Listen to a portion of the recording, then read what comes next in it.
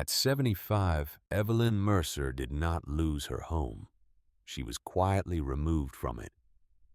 No shouting, no slammed doors. Just a thin envelope that had arrived 3 weeks earlier, a firm knock on a Tuesday morning, and two men who spoke in the careful, distant tone reserved for people already considered gone. The spring air carried the faint scent of salt from the distant shore. A mockingbird sang somewhere in the old maple tree that Evelyn's husband had planted 41 years ago, back when their son was still learning to walk. The bird didn't know what was happening. The tree didn't know. The morning light fell across the front porch, the same way it had fallen for 4 decades, golden and indifferent. "Mrs. Mercer," the first man said, not unkindly, but not warmly either. "We're here to finalize the transfer." Evelyn stood in the doorway of the house she had lived in for 42 years. The same doorway where she had once watched her husband Walter carrying groceries in from the truck. Brown paper bags clutched against his chest. Always one more than he could safely manage.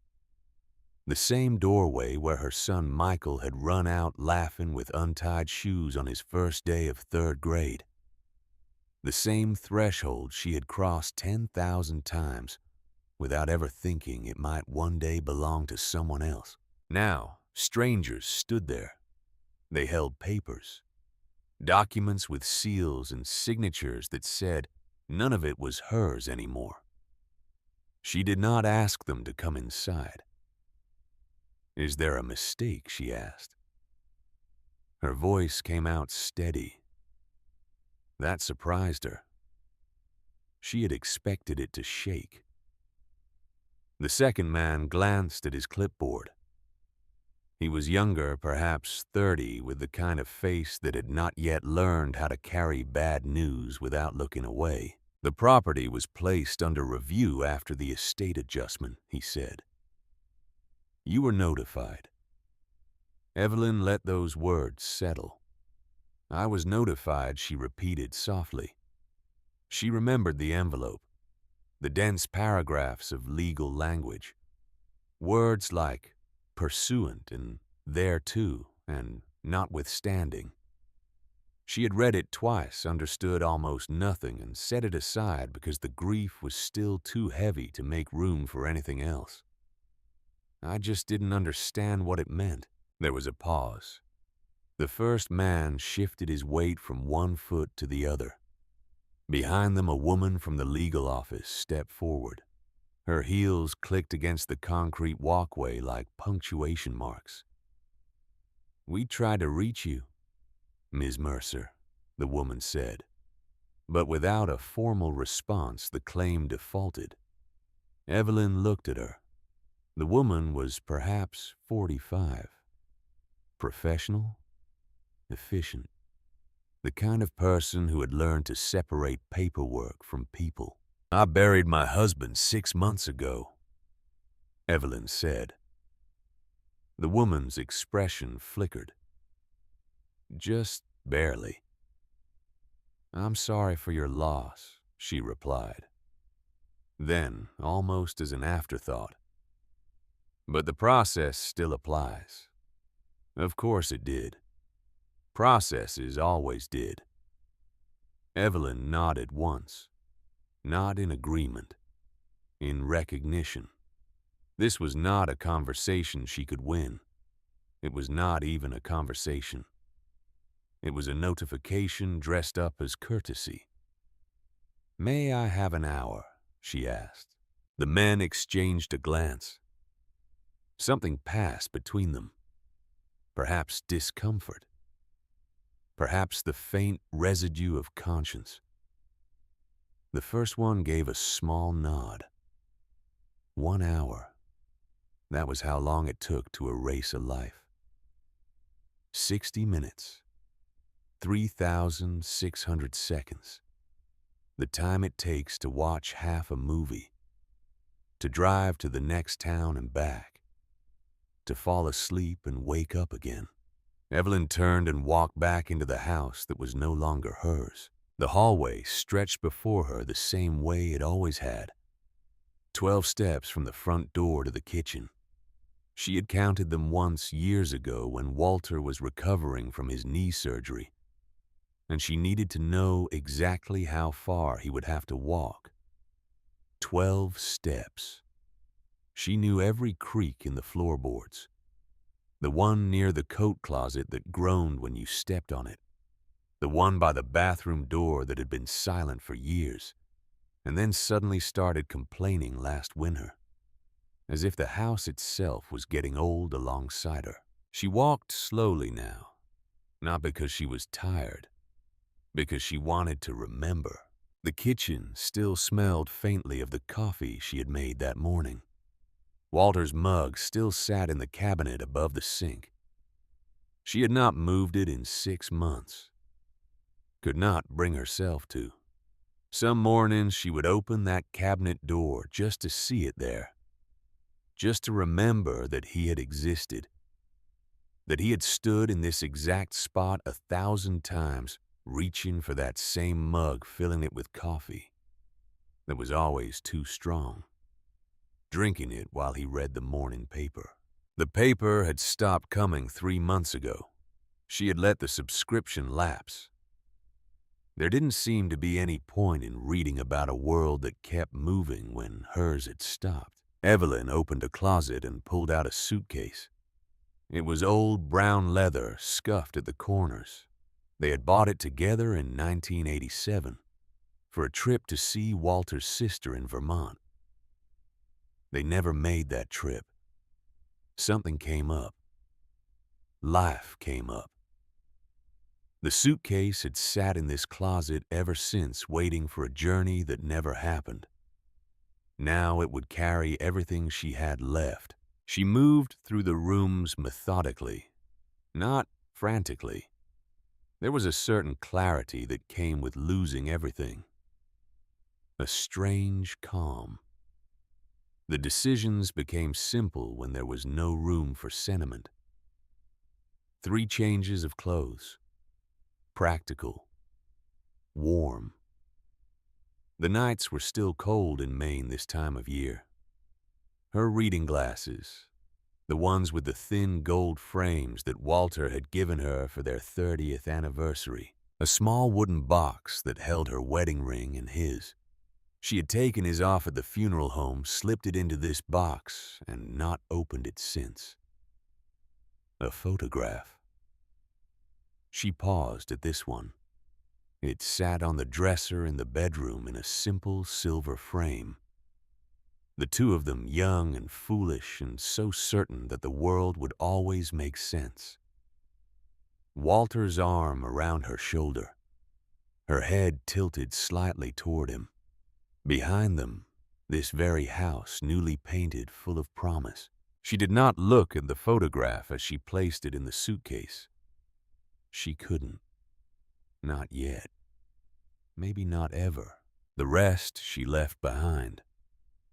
The furniture that had taken years to collect. The books that lined the shelves in the living room. The dishes in the kitchen cabinets, each one carrying some memory she would never be able to explain to anyone else. The wedding china they had used exactly twice.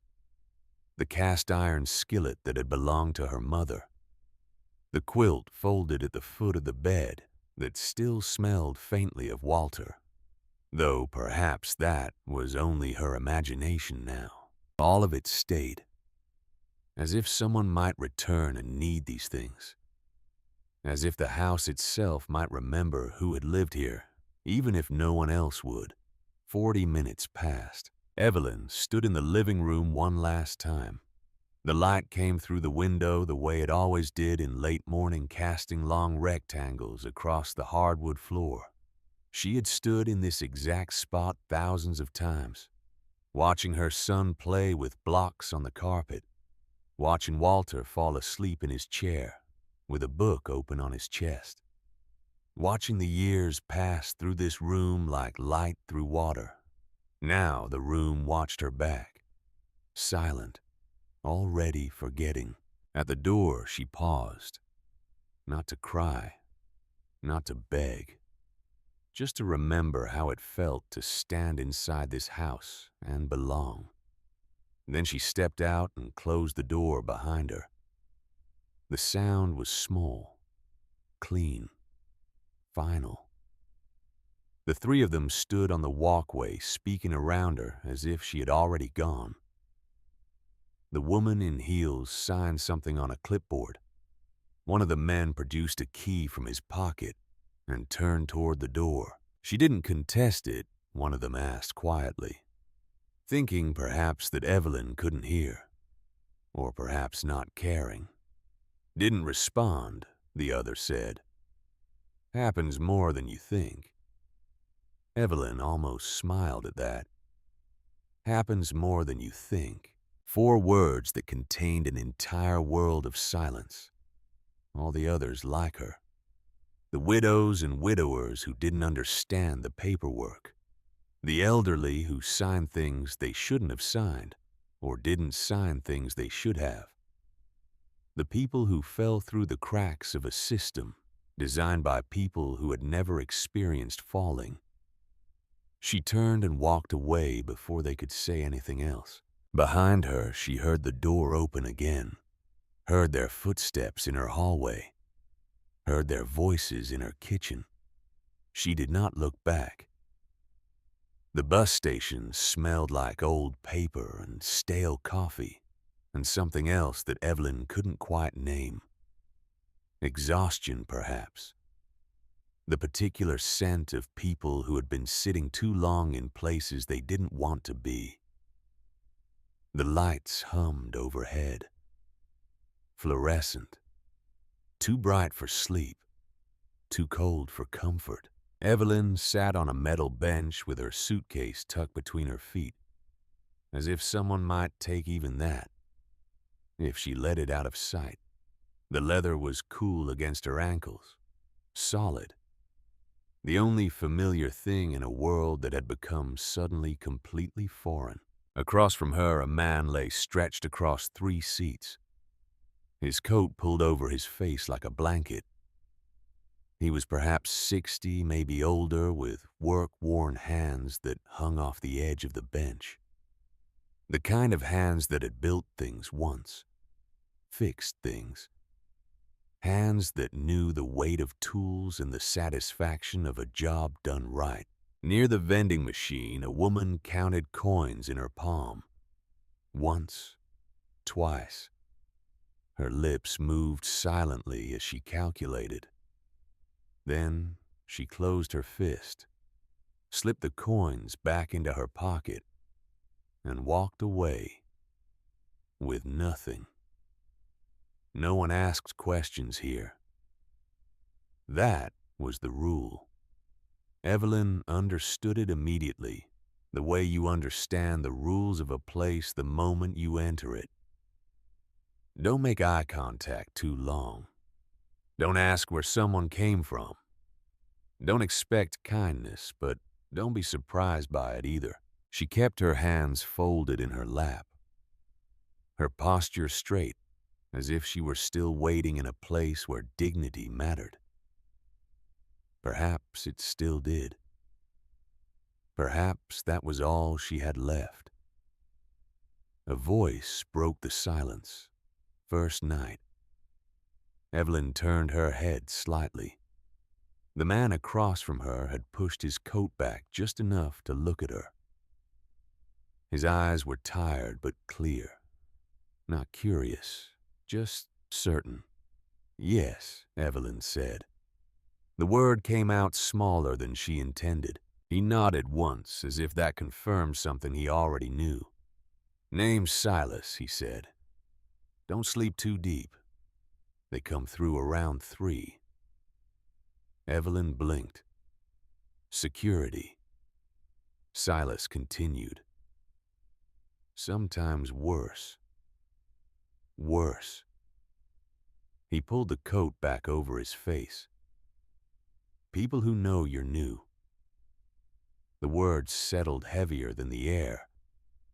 Evelyn looked down at her hands. They were clean. still steady, still hers. But for the first time, they did not seem to belong anywhere.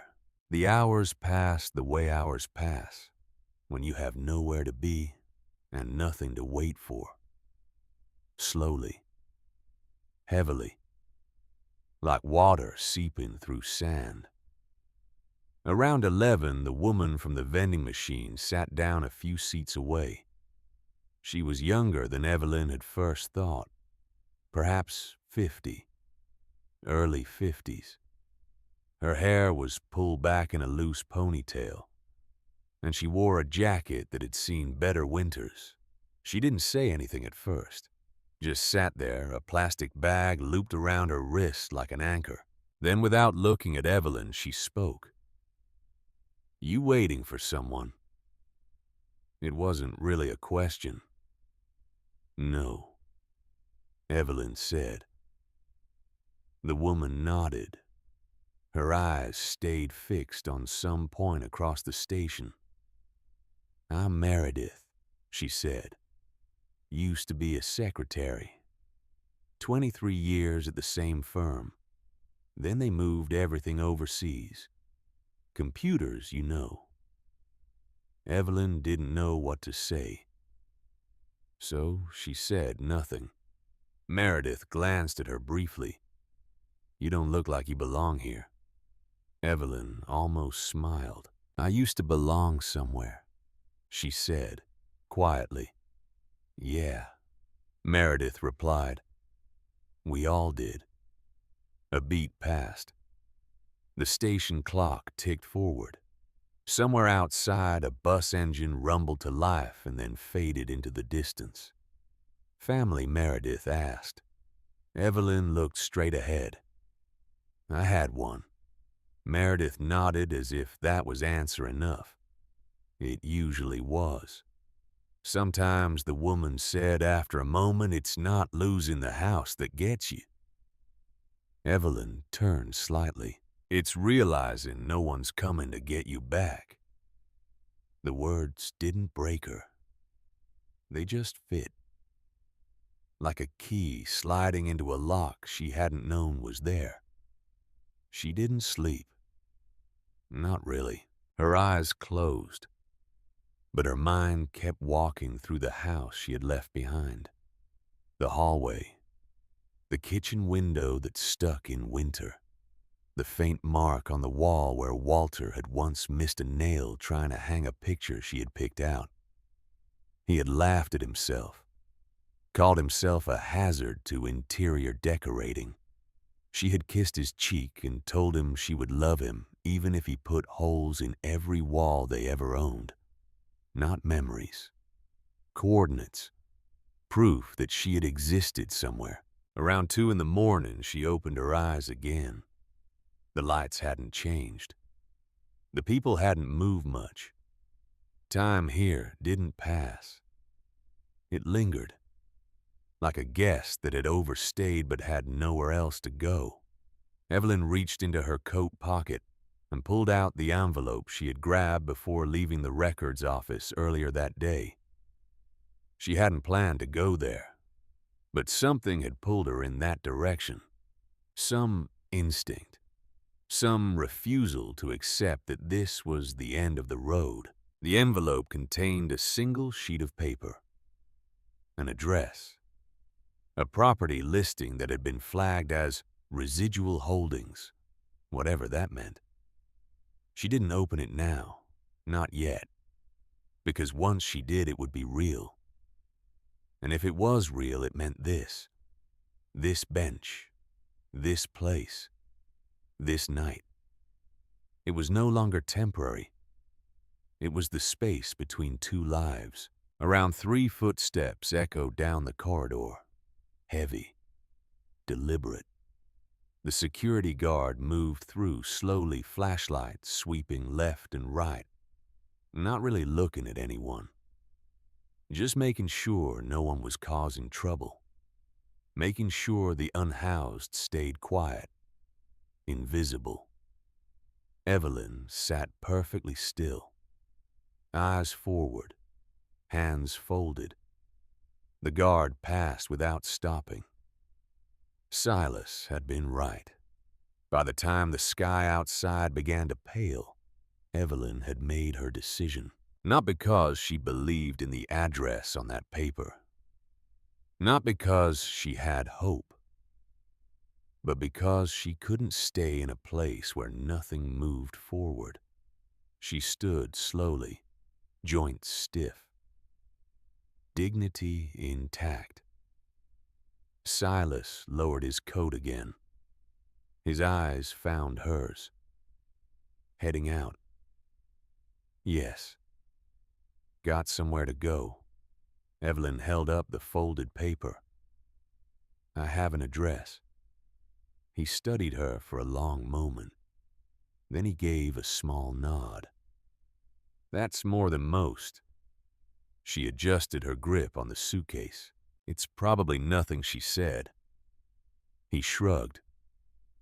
Nothing's still better than this. Evelyn looked around one last time. Not at the people. At the space. The quiet understanding. The absence of expectation. The way everyone here had learned to exist without being seen. Then she said something she didn't fully understand until it left her lips. This might be the worst decision I could make. Silas raised an eyebrow. Evelyn gave a faint, almost invisible smile. And the only one I have left. Outside, the morning air was colder than she expected. The world looked the same. Cars passed. People walked with purpose. Coffee shops opened their doors like nothing had shifted.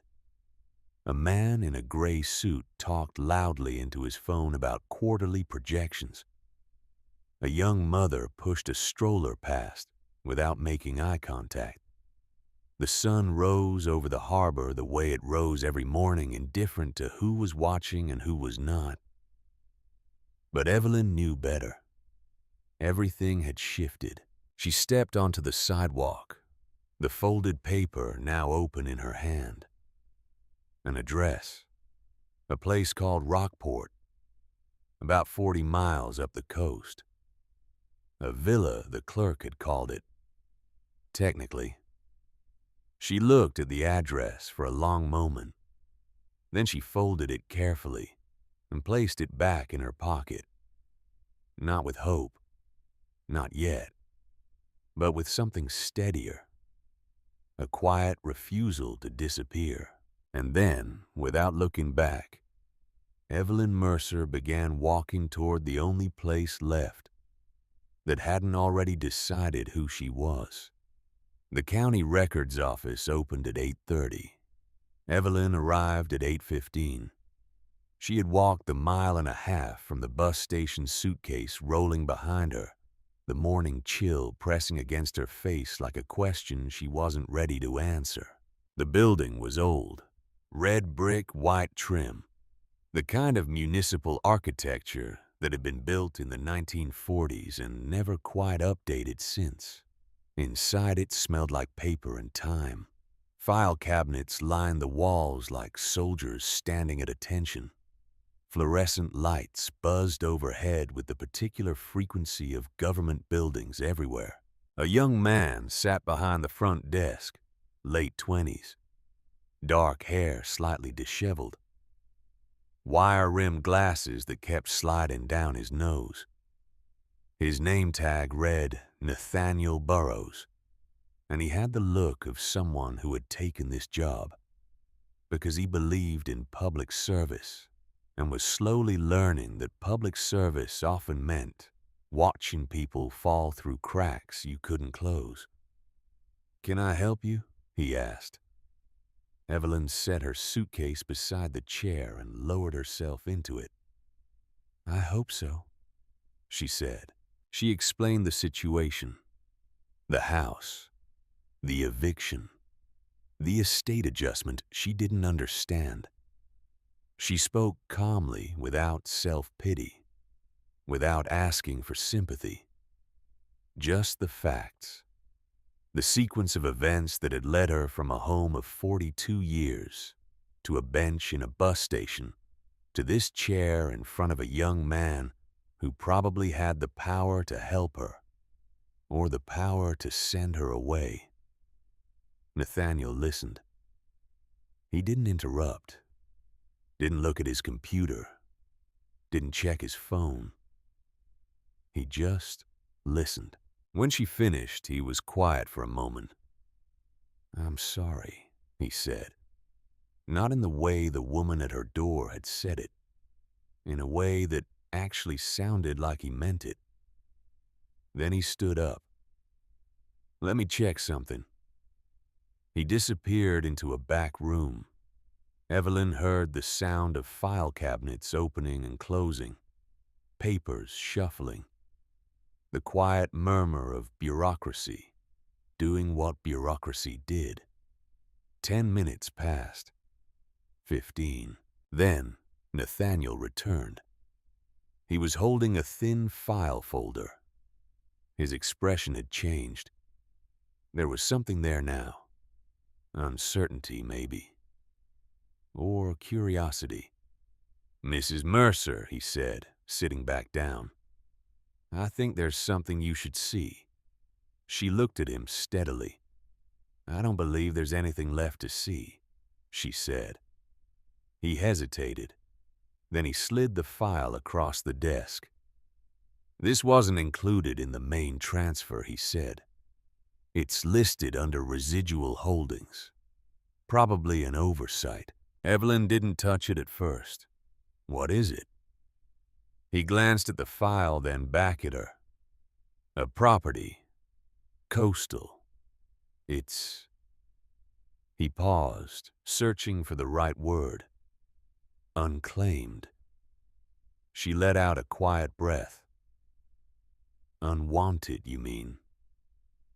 He didn't correct her. "They couldn't sell it," he said instead. "It's been sitting there for years. Structurally unsound according to the last assessment. Off the active registry." Evelyn finally placed her hand on the file. The paper was thin, almost weightless. "A house?" she asked. "A villa," Nathaniel said. "Technically." She let the words sit between them. Villa. It sounded too grand for something nobody wanted. Why wasn't it included in the estate, she asked. Nathaniel gave a small, uncertain shrug. No one claimed it, and no one asked. "It appears it belonged to a distant relative of your husband. Third cousin, maybe. The connection was severed decades ago, but legally it passed to your husband when the previous owner died without heirs. And now," he trailed off, "now it passes to me." Evelyn finished. He nodded slowly. "If you want it." Evelyn opened the file. A single page. An address. A faded photograph of a large, weather-worn structure perched at the edge of a cliff, facing the sea. Beautiful once. Forgotten now. The windows were clouded. The wood along the frames had darkened with age. A long balcony stretched across the front like an outstretched arm, but the railing leaned slightly, as if tired of holding itself up. "People don't stay there," Nathaniel added, almost casually. Evelyn looked up at him. "Why not?" He shifted in his seat. "I'm not sure. The reports are vague. Previous occupants left quickly. Most didn't give reasons. A few mentioned that the place felt..." He stopped. Felt what Evelyn asked. He met her eyes. Wrong. The word came out reluctantly, like a confession he hadn't meant to make. Evelyn looked back at the photograph, at the house that no one wanted, at the windows that seemed to stare back at her from across decades of neglect. Then she closed the file. "How do I get there?" she asked.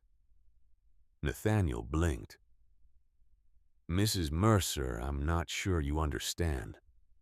This property is remote. It's isolated. The road doesn't even go all the way. And if the structural reports are accurate, I understand," Evelyn said. She stood up, lifting her suitcase with one hand and the thin document with the other. For the first time that day, her voice carried something different. Not hope, not yet, but direction. "It hasn't had the chance to ask me to leave." She nodded once at Nathaniel. "Thank you," she said, "for looking." Then Evelyn Mercer walked out of the county records office and toward the only place left in the world that hadn't already decided she didn't belong. The bus ride to Rockport took just over an hour. Evelyn sat by the window watching the Maine coastline unroll beside her like a painting she had seen before, but never really looked at. Rocky shores, pine trees standing straight against the gray sky. Small towns with white churches and harbor docks where fishing boats rocked gently in the morning tide. She had lived in Maine her whole life, but she realized now that she had stopped seeing it years ago. The familiar had become invisible. The beautiful had become ordinary. Perhaps that was what loss did. It made you see things again. The bus was mostly empty. A young woman with headphones sat near the front, nodding to music only she could hear. An elderly man in a flannel jacket dozed 3 rows back, his chin resting on his chest. The driver was a heavy-set woman with kind eyes who had nodded at Evelyn when she boarded, but hadn't asked any questions. No one asked questions on buses like this. That was another unspoken rule. The road narrowed as they headed north. The towns grew smaller. The spaces between them grew longer. Eventually, the bus turned off the main highway onto a 2-lane road that wound along the cliffs like a ribbon draped carelessly over stone. Evelyn checked the address again, compared it to the mile markers outside the window. They were getting close. 20 minutes later, the bus slowed. The driver glanced at Evelyn through the mirror. "This is as far as I go," she said. Evelyn looked out the window. There was nothing here. No houses, no shops. Just a narrow road bending toward the sound of the ocean, somewhere out of sight. A wooden signpost pointed toward something called Widow's Point, but the paint had faded too much to read the distance. "The address continues," Evelyn said. The driver shrugged. "Road doesn't." A few passengers glanced at her, then quickly away. No one offered help. No one asked questions. Evelyn nodded once. "Thank you." She stood, pulled her suitcase from the overhead compartment, and stepped off the bus. The doors hissed shut behind her. Within seconds, the bus was gone, disappearing around a curve in the road like a memory already fading. Silence took its place. Not peaceful silence, the kind that waits.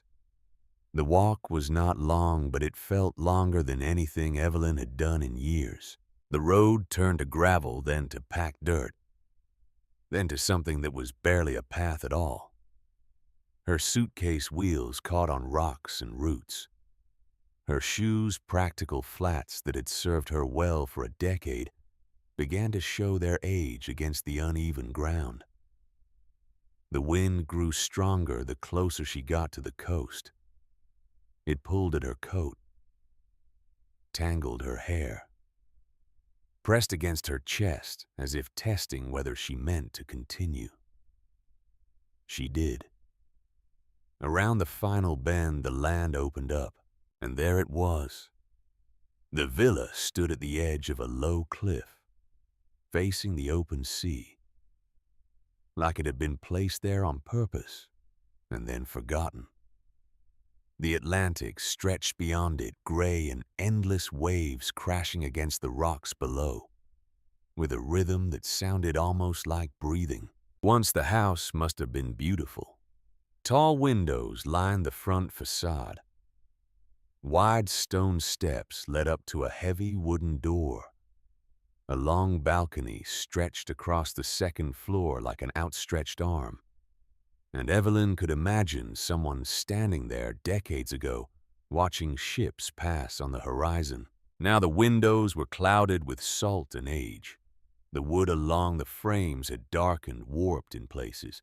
The railing on the balcony leaned slightly, as if tired of holding itself up. Vines climbed the eastern wall, and the garden that must have once existed had long since surrendered to wild grass and coastal weeds. But the structure stood. Evelyn stopped walking, not because she was afraid, because she understood something immediately. No one had come here in a very long time, and no one had come back. "You're not planning on going in there, are you?" The voice came from behind her. Evelyn turned to see an older man standing near a rusted fence a short distance away.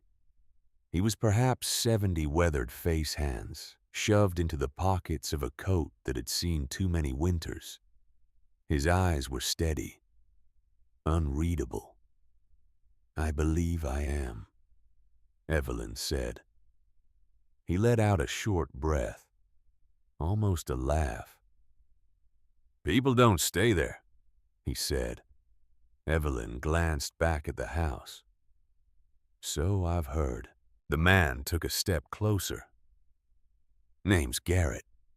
Lived down the shore my whole life. Seen plenty of folks try that place." Evelyn waited. "They say it's unstable," Garrett continued. "Structure's off, doors swell, windows jam. Things don't sit right." "Things rarely do," Evelyn replied. He studied her more closely now. Something shifted in his expression. Recognition, maybe. Or respect. "You alone?" he asked. "Yes." He nodded slowly, as if that answered more than she had said. "Then listen carefully," he said. His voice dropped slightly. Not threatening. Warning. "If you go in there, don't expect it to feel empty." Evelyn met his gaze. "What does that mean?" Garrett hesitated. Then he shook his head. "It means no one who's tried to live there stayed long enough to explain it." A pause stretched between them. The wind moved through the grass. The sea continued its endless conversation with the rocks below. "Suit yourself," Garrett muttered, turning away. "Just don't say no one warned you." Evelyn watched him walk down the path toward wherever he had come from. He didn't look back. She turned toward the villa. The front steps creaked under her weight, though they held. The wood was gray with age, but solid beneath the decay. She climbed slowly, suitcase bumping against each step, until she stood before the door. It was heavier than she expected. Oak, maybe. Or something older. The handle was brass tarnished green with salt air and time. She rested her hand against the wood. 42 years in one home. Now this. No ceremony. No welcome. Just a threshold. Evelyn turned the handle. It opened without resistance. The air inside was still, not stale, not damp, just untouched, as if the house had been holding its breath. Evelyn stepped inside slowly. Her shoes echoed softly against the wooden floor. Dust lay across most surfaces, but not evenly. Some areas were thick with it, others almost clean, as if time had passed around them instead of through them. The main room stretched wide with a high ceiling and a large window facing the ocean. The light filtered in pale and steady, illuminating more absence than presence. A stone fireplace dominated one wall, cold and unused, but somehow not abandoned. A wooden table stood in the center of the room, and near the window a single chair. The chair was angled toward the sea, not crooked, not shifted, placed. Evelyn set her suitcase down near the wall. The sound seemed deliberate. She couldn't explain why. Her eyes moved across the room. The chair by the window, the table in the center, the way the dust lay differently in different places. She stepped closer to the table, ran her fingers lightly across the surface. Dust, except for one spot, a single circle in the center. Clean, as if something had once rested there and been lifted away without disturbing anything else. Evelyn frowned. Behind her, a window creaked softly. She turned. The window near the fireplace had opened, slightly, just enough for the wind to slip through. She stared at it, then at the frame. No rot, no warping, no reason for it to have moved. But it had. Evelyn stood very still. The house around her remained silent. But it was not the silence of emptiness. It was the silence of attention. She walked slowly through the room again, this time not as someone entering a ruin, as someone being observed. She stopped in the center of the floor, listened. Nothing. And yet, not empty. "Who lived here?" she asked quietly. The words fell into the space and stayed there. The house did not answer, but it didn't ignore her either. Evelyn exhaled slowly. Then she nodded to herself. "This wasn't abandoned," she said. Her voice was barely above a whisper. Her eyes moved once more across the room. The chair, the table, the window, the circle of clean wood where something had been. It was left waiting. For the first time since she had lost everything, Evelyn Mercer was not standing in a place that rejected her. She was standing in a place that hadn't decided yet. And somewhere in the walls, in the wood, in the silence that pressed against her like a held breath, something had noticed that she was still here, that she had not run, that she had chosen to stay. The light shifted slightly. The window settled. The dust continued to lie where it had lain for years. But Evelyn felt it, a change, small, almost imperceptible, like a door that had been locked for decades turning 1 degree closer to open. The first thing Evelyn learned about the villa was this: it responded to patience, not force, not fear. Patience.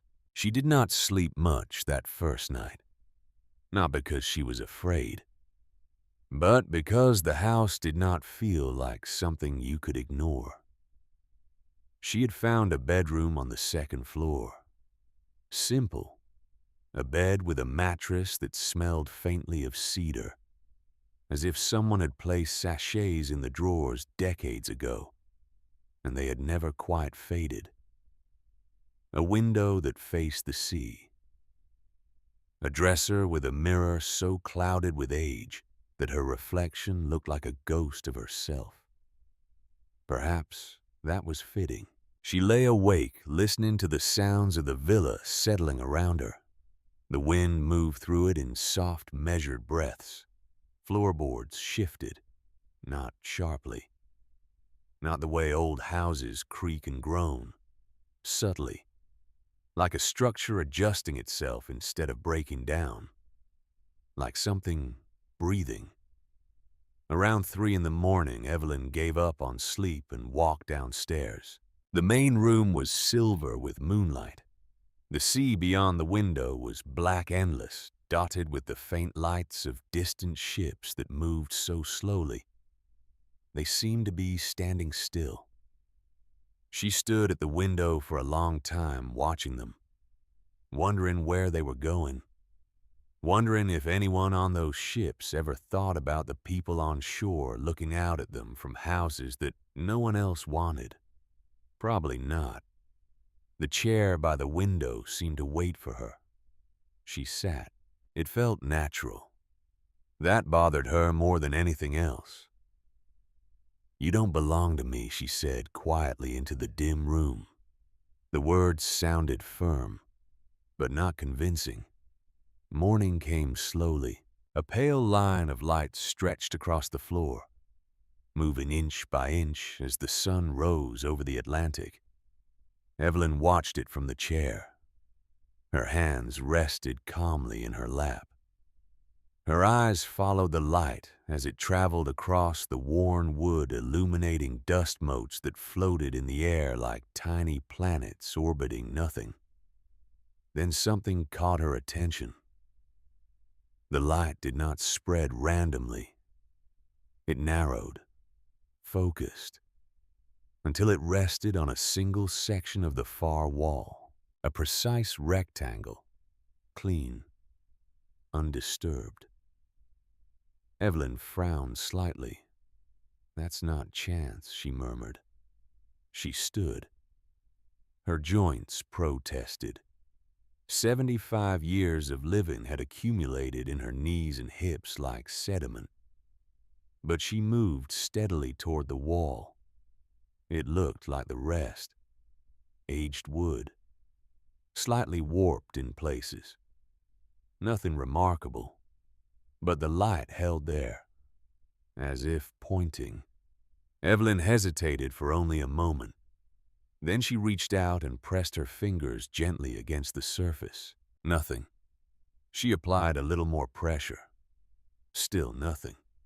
She exhaled. "Of course," she whispered. "Why would it be that simple?" She stepped back, looked again. The light, the angle, the chair. Evelyn turned slowly and walked back to the chair. She sat down, waited, watched. The light shifted again, just slightly. This time it aligned not just with the wall, but with her. Her position. A quiet realization settled in.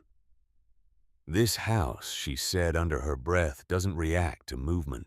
She stood again, more carefully this time, moved one step to the left. The light shifted. One step to the right. It followed. Not randomly, not fully, just enough to suggest adjustment. Evelyn looked back at the wall, then at the chair. Then, slowly, deliberately, she returned to the exact position she had been sitting in before. The light aligned again, perfectly. She did not rush this time. She walked back to the wall and placed her hand where the light met the wood. Then, instead of pushing, she rested her palm flat against the surface and waited. For a long moment, nothing happened. Then, a soft click, so faint she almost missed it. Evelyn's breath caught.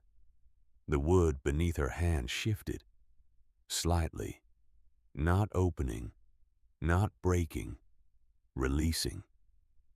A narrow seam appeared along the panel, not visible before, not forced, revealed.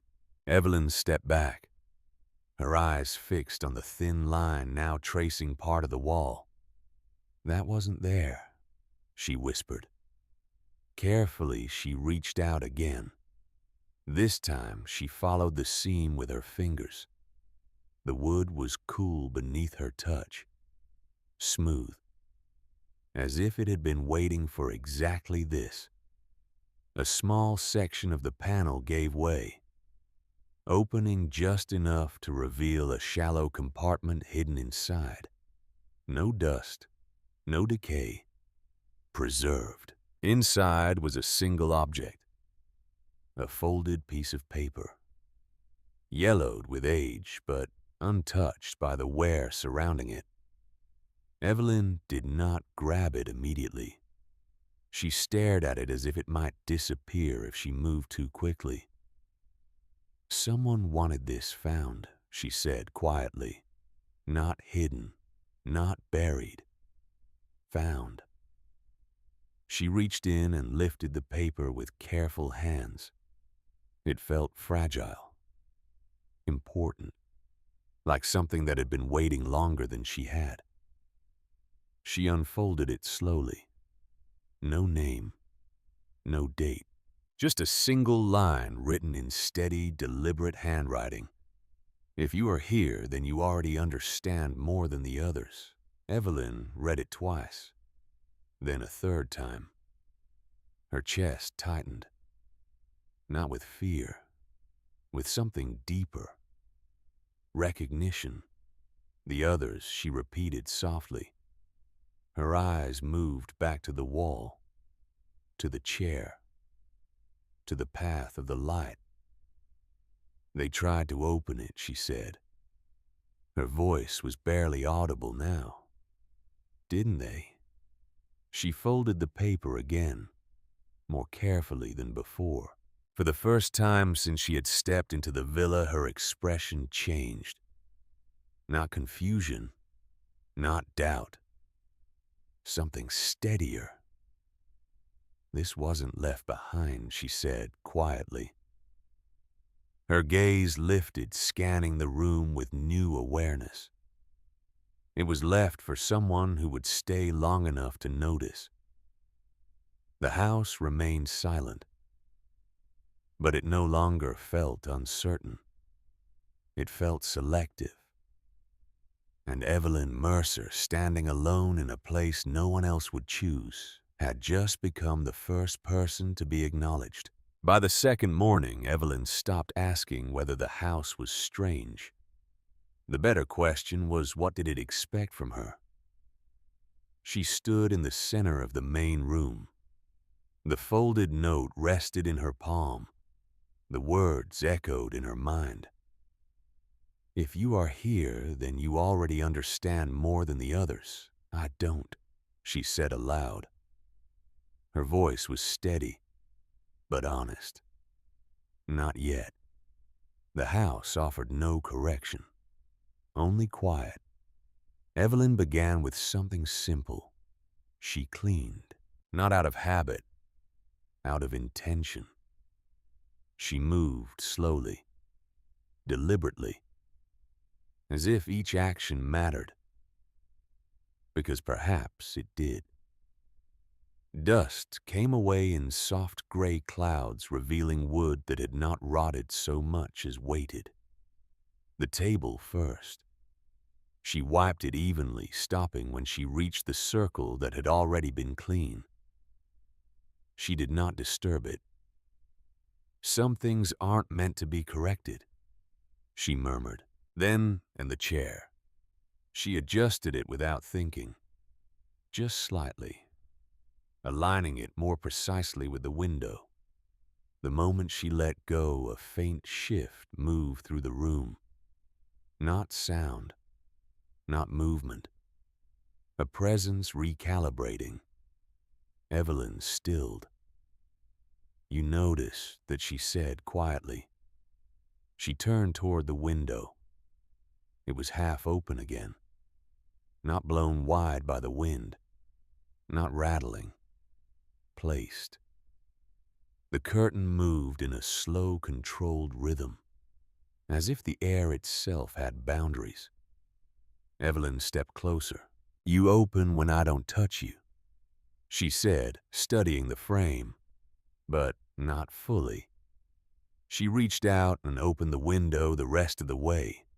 The wind rushed in, harder now, sharper, less measured.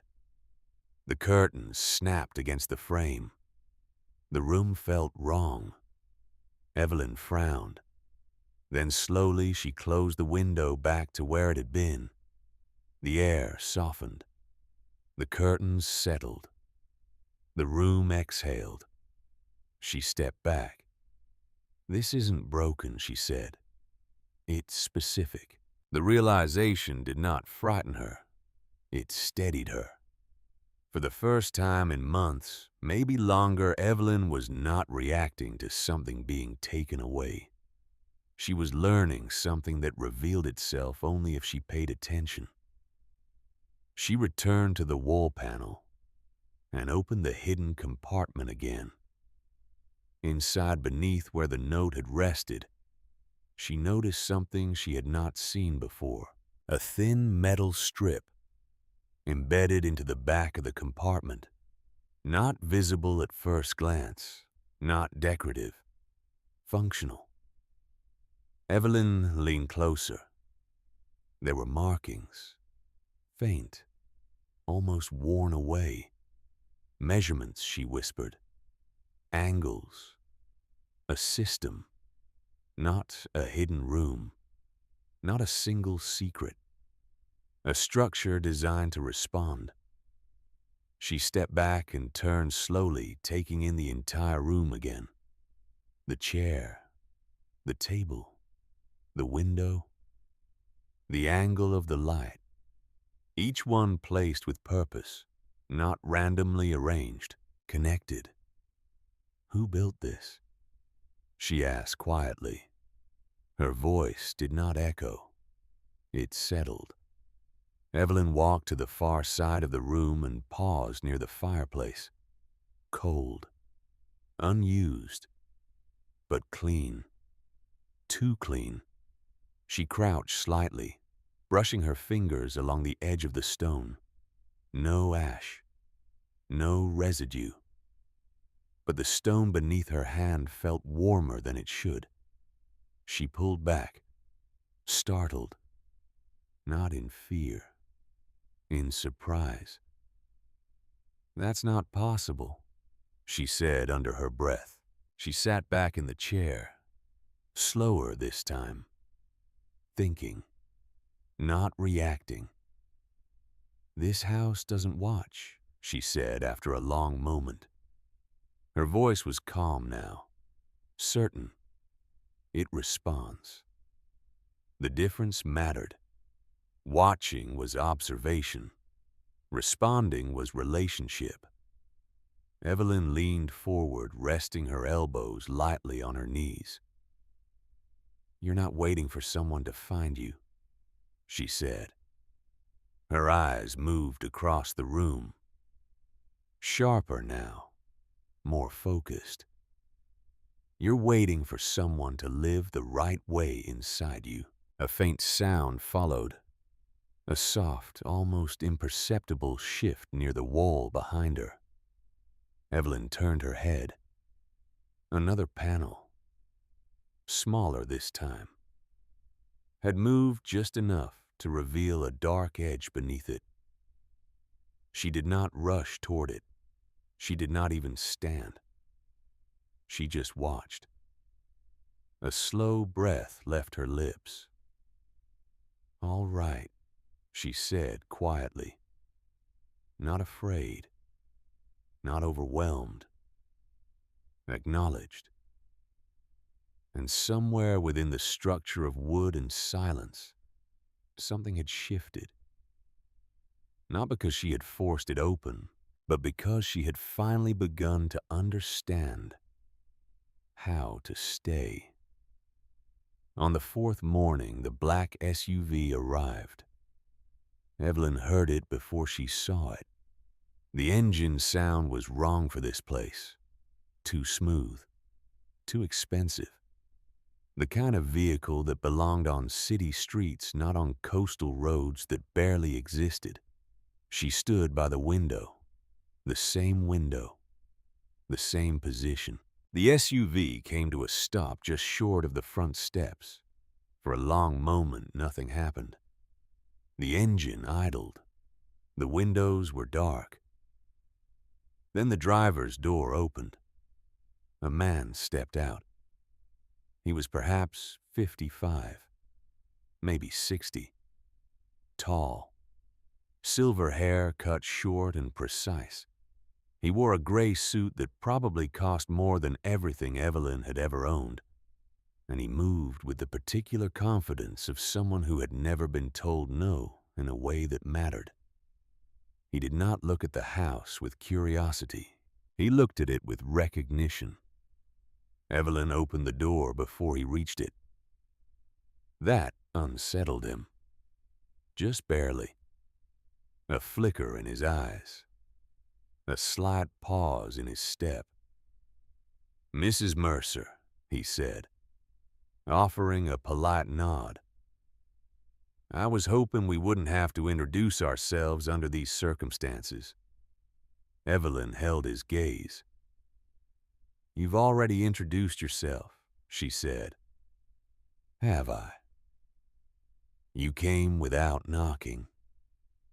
The politeness did not leave his face, but something behind it shifted. "I'm Douglas Kincaid," he said. He extended his hand. Evelyn did not take it. He lowered it without comment. "I represent a private acquisition group," he continued. "We've been monitoring this property for some time." "Then you're late," Evelyn replied. A brief pause. The wind moved through the grass behind him. "We'd like to make you an offer," Kincaid said. His voice remained smooth, professional. The voice of a man who had made this speech many times before. "You already made one," Evelyn said calmly. He raised an eyebrow. "Have we?" "The clerk," Evelyn said. The silence. The fact that no one claimed this place until I did. Kincaid's eyes sharpened. Just slightly. But enough. She wasn't guessing. "May we come in?" he asked. No. The answer was immediate. Not defensive. Final. Kincaid exhaled slowly, then nodded once. "Very well," he said. "Then I'll be direct." He reached into his coat and pulled out a thin folder. Clean. Precise. Like everything else about him. "We're prepared to compensate you generously for the property," he said. "More than its current condition would suggest." Evelyn glanced at the folder, then back at him. "You're not buying the house," she said. He tilted his head slightly. "No. You're buying what's inside it." Silence. The kind that does not deny, only recalculates. Kincaid's expression shifted, just enough to confirm it. "We're buying the property," he said carefully. Evelyn shook her head slowly. "You didn't come here for broken wood and sea air." Her voice remained calm, but there was something sharper beneath it now. "You came because something was hidden here, and now you think I found it." The wind moved between them. Kincaid closed the folder slowly. "Let me be clear," he said, his tone softer now, but firmer. "This property has a complicated history. There are legal uncertainties." "I've read them," Evelyn replied. Another shift, subtle, but real. You shouldn't involve yourself in matters you don't fully understand, Kincaid said. Evelyn held his gaze without blinking. I understand enough to know. Someone erased it, she said. And I understand even more now that you're here. A long pause stretched between them. Kincaid took a step closer. Not onto the porch, but near enough to lower his voice. What you found in there, he said quietly, doesn't belong to you. Evelyn did not move. It didn't belong to them either, she replied. Another pause, longer this time. Then Kincaid straightened. I have nowhere else to go, Evelyn said, before he could speak. That's the only reason I'm here. Kincaid studied her. Everyone has somewhere to go, he said. It's just a matter of price. Evelyn almost smiled. Then I suppose I'm not everyone. Kincaid did not respond, because there was nothing left to adjust. He turned and walked back to the SUV without another word. The door closed. The engine started. And Evelyn watched the vehicle disappear down the coastal road like a threat that had not yet finished arriving. They did not wait long. On the fifth morning, the power went out. Evelyn discovered it when she tried to turn on the lamp in the bedroom. Nothing happened. She checked the kitchen. The old refrigerator had gone silent. The clock on the wall had stopped at 3:17. She walked outside and looked at the power lines that ran along the road. They were intact. This was not an accident. On the sixth morning, the water stopped. The faucet coughed once, twice. Then, nothing. The pipes groaned with emptiness. Evelyn stood at the sink for a long moment. Then she walked outside, found an old rain barrel near the back of the house, and began collecting what remained from the morning dew. On the seventh morning, a car appeared at the end of the road. It did not approach. It simply sat there, watching. Evelyn did not acknowledge it. She had found canned food in the cellar, beans, vegetables preserved in glass jars that someone had left decades ago. They were still sealed, still good. She ate slowly, rationed carefully, kept her strength, and she continued to learn the house. The villa responded to her presence in ways she was still discovering. A door that had been stuck suddenly opened when she stood in the right place. A drawer that had seemed empty revealed a false bottom when the afternoon light hit it at a certain angle. Each discovery felt earned, not given. On the eighth day, Douglas Kincaid returned. He came alone this time. No SUV, just a rental car that looked ordinary enough to belong anywhere. He stood on the front steps. He did not try to enter. Mrs. Mercer, he said, you're still here. Evelyn opened the door but did not step outside. Where else would I be? She said. You know what we can offer, he said. More than enough to start over. A real home. Running water. Heat. Evelyn looked at him. You cut the power, she said. You cut the water. I don't know what you're talking about.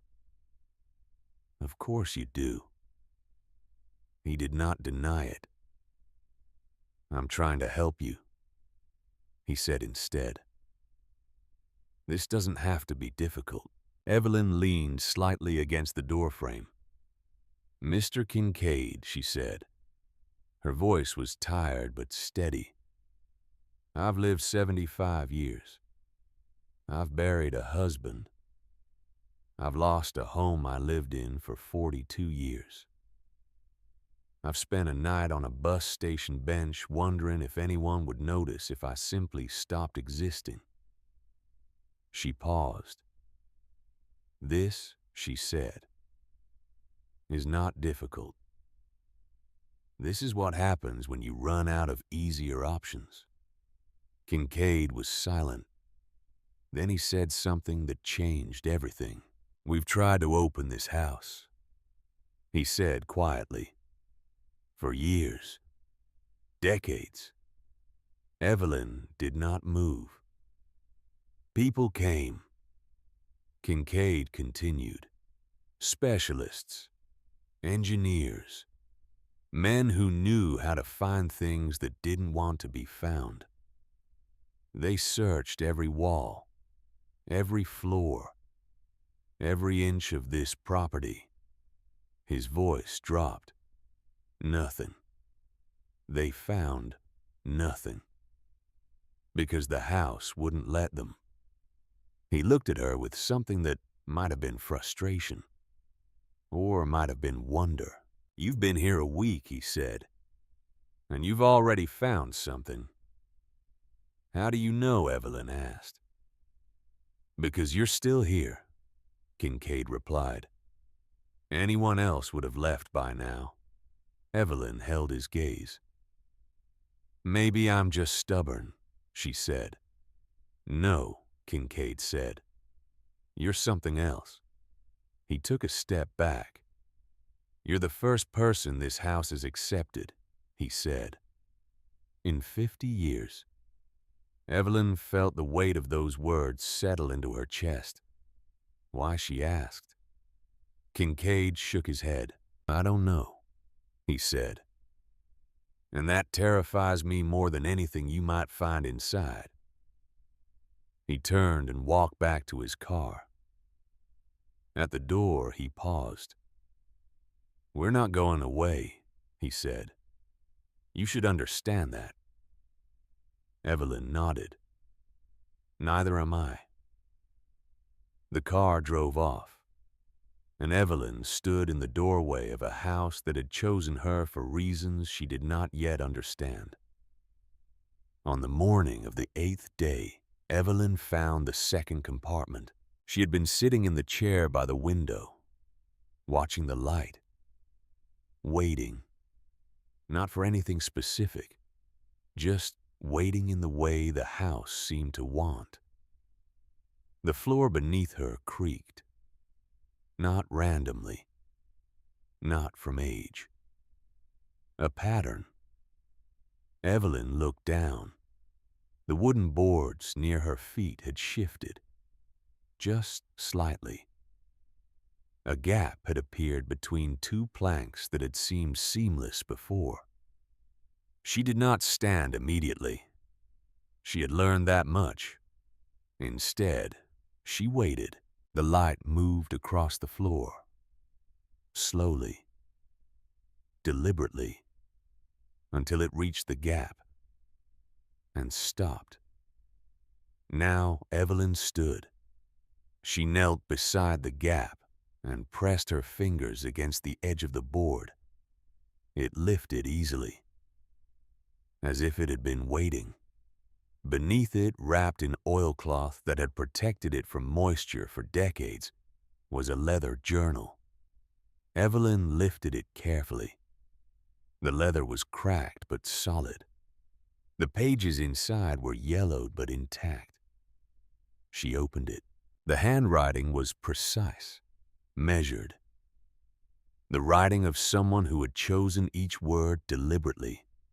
The first page contained a date. 18 years before Evelyn was born, and a name. Marcus Whitfield, architect. Evelyn turned the pages slowly. What she found made her breath catch. Diagrams, floor plans, measurements that did not match any building she had ever seen, and notes. The house must respond to presence, not force one entry read. It must recognize those who have lost everything and still choose to remain. Another entry dated 3 months later. They took the Henderson property today. The same method, the same forged signatures, the same lawyers who know exactly how much justice costs and how little most people can afford. And another, I cannot stop them, but I can preserve the evidence. I can build something they cannot open, something that waits for the right person. Evelyn turned more pages, lists of names, addresses, dates, properties that had been taken through fraud and legal manipulation, families that had been displaced, lives that had been erased by paperwork. Hundreds of them. Decades of theft, documented, preserved, hidden inside a house that would not reveal its secrets to those who came looking for them, only to those who had already lost. At the back of the journal, Evelyn found one final entry.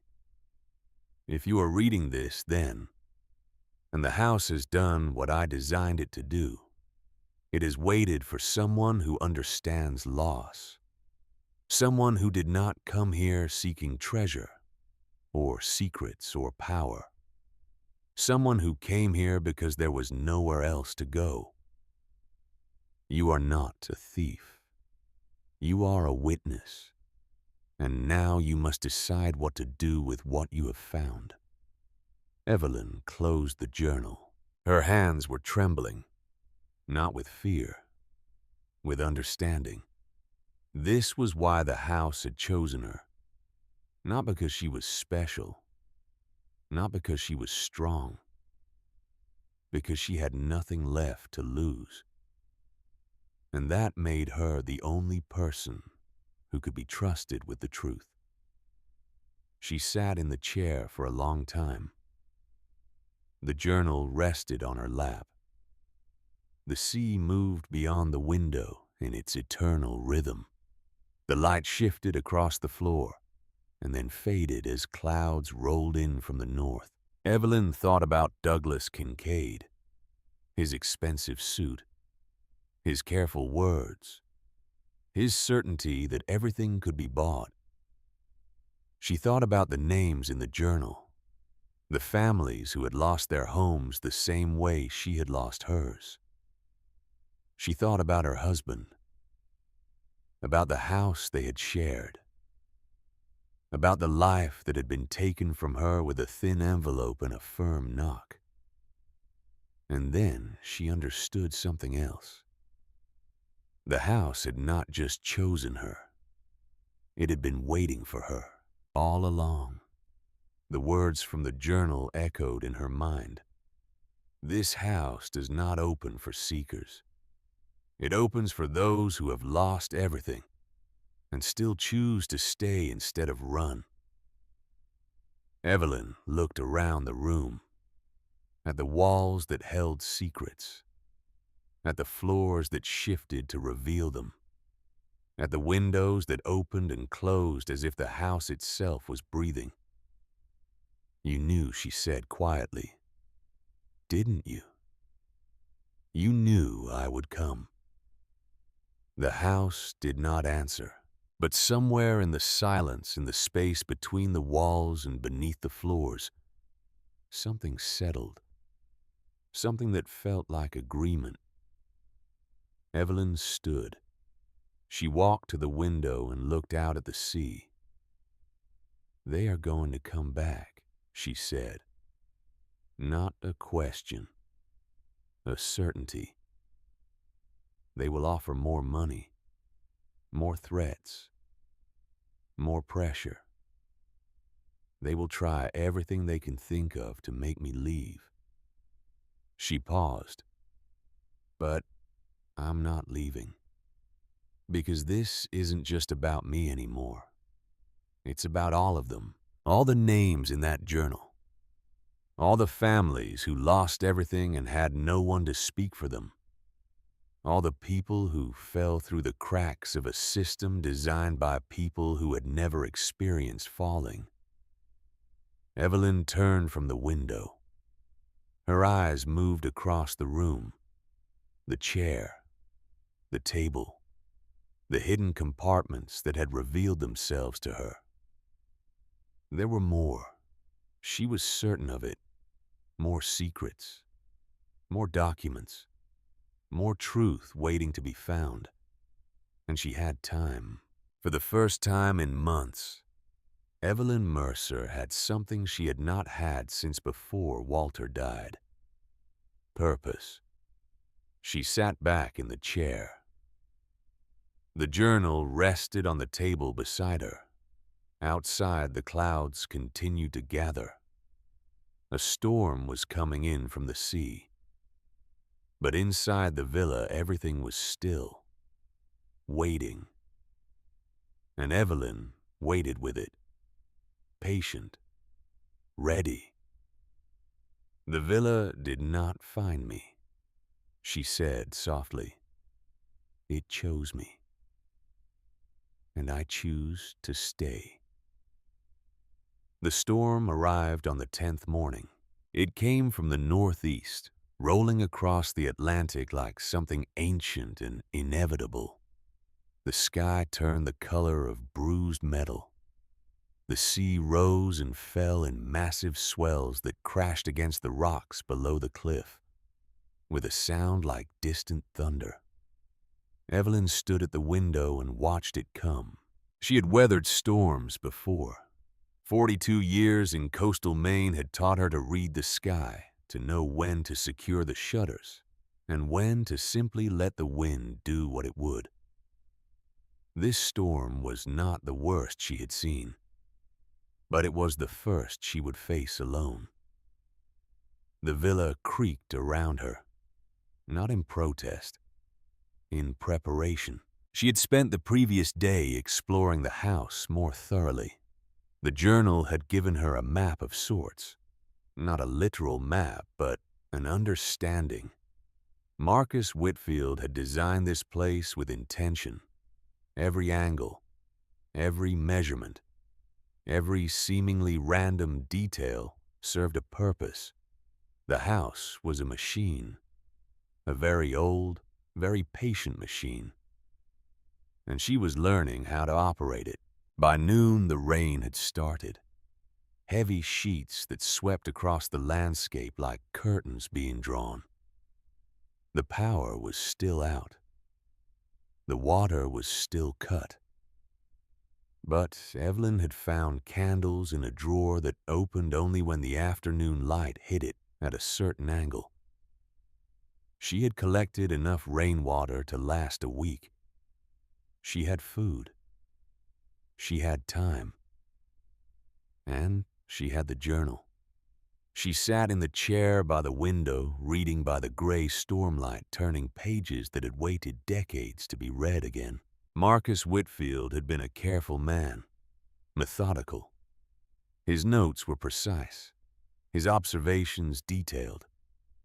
He had documented not just the fraud, but the system behind it. The lawyers who filed the paperwork, the judges who signed the orders, the companies that bought the seized properties for pennies and sold them for fortunes. A machine of displacement. That was what he called it. Evelyn read that phrase 3 times. A machine of displacement. She thought about her own house, the thin envelope, the firm knock, the 2 men who spoke in careful tones, the woman in heels who said she was sorry for Evelyn's loss. But the process still applied. The process. Always the process. She turned another page and stopped.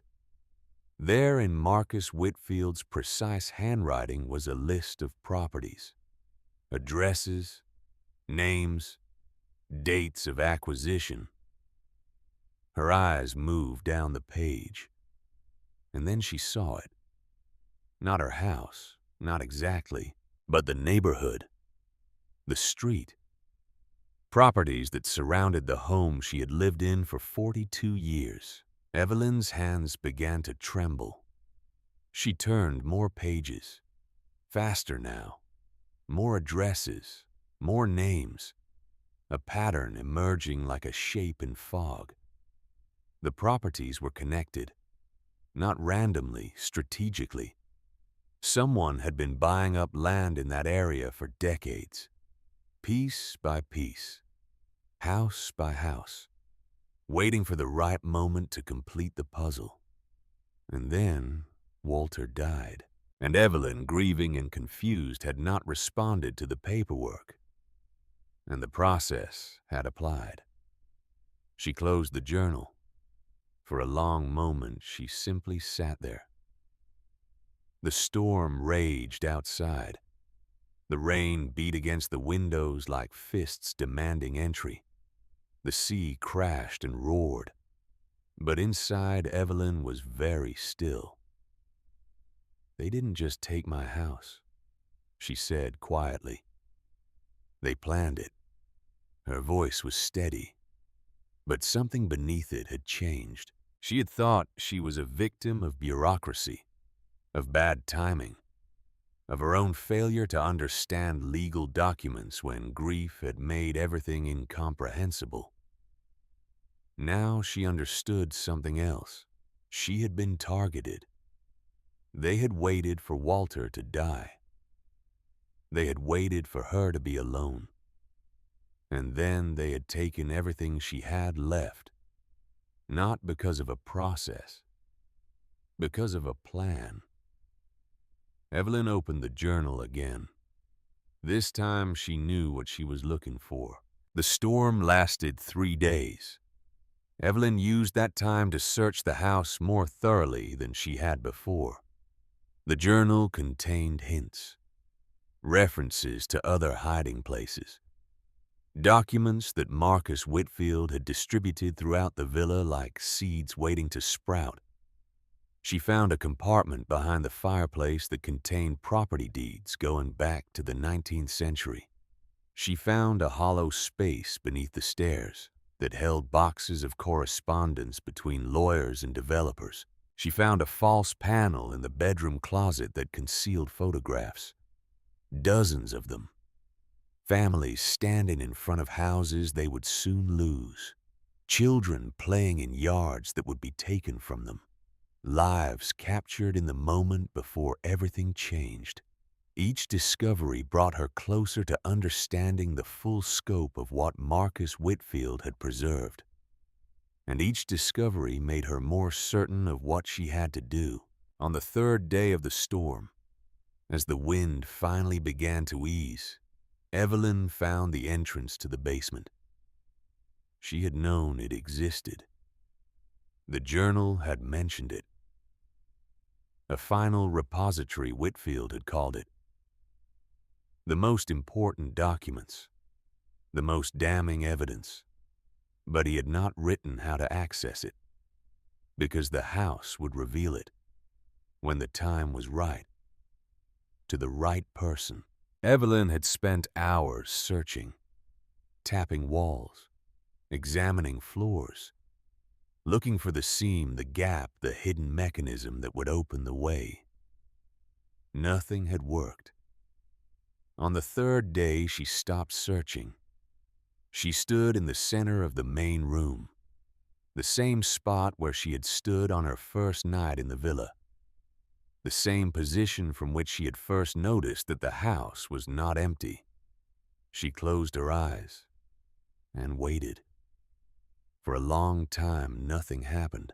The storm winds whispered around the house. The old wood settled and sighed. Somewhere a shutter creaked against its frame. Evelyn did not move. She thought about Walter, about the life they had built together, about the home they had made, about all the mornings she had stood in the kitchen watching him reach for his coffee mug, all the evenings they had sat together on the porch watching the sun go down. She thought about the night he died, the hospital room, the machines, the moment when his hand went slack in hers. She thought about the bus station, the metal bench, the cold fluorescent lights, Silas and Meredith, and all the others who had learned to exist without being seen. She thought about this house, this strange patient house that had waited 50 years for someone who would understand. And then she thought about the names in the journal, the families who had lost everything, the children in those photographs who had grown up without homes because someone had decided their land was worth more than their lives. She opened her eyes. "I understand," she said, quietly. The floor beneath her feet shifted. Not dramatically, not violently. Just a subtle release like a lock turning. Evelyn looked down. A section of the floor had moved, just slightly, just enough to reveal the edge of something beneath. She knelt slowly. Her fingers found the edge, lifted. A trapdoor. Stone steps descended into darkness. Evelyn did not hesitate. She had found candles. She had found matches. She had prepared for this without knowing she was preparing. She lit a candle. The flame flickered once, twice, then steadied. And she descended. The basement was not like the rest of the house. The villa above was wood and warmth, even in its abandonment. But this space had been carved directly into the foundation, into the rock of the cliff itself. Stone walls, a low ceiling, the smell of salt and age, and filing cabinets, rows of them, metal rusted at the edges but still intact, stretching back into the darkness like soldiers standing at attention. Evelyn moved forward. Her candle cast dancing shadows across the walls.